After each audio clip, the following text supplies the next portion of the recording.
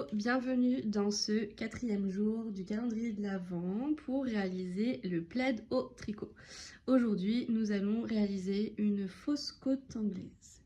Pour ce faire, nous avons besoin de 25 mailles et le premier rang se fera comme le premier rang du point de riz en alternant une maille en droit, une maille en vert et ce sur tout le rang. Maintenant que vous savez faire, je vais accélérer un petit peu la vidéo.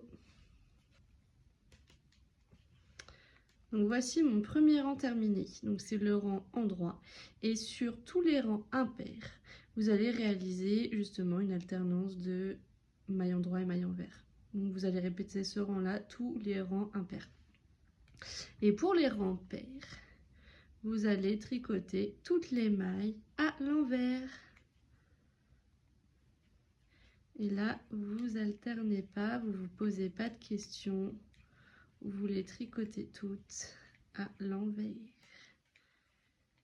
Et il faudra répéter ces deux rangs-là sur 25 cm de hauteur totale ou sur la largeur de votre carré afin que nous ayons bien un carré et non un rectangle.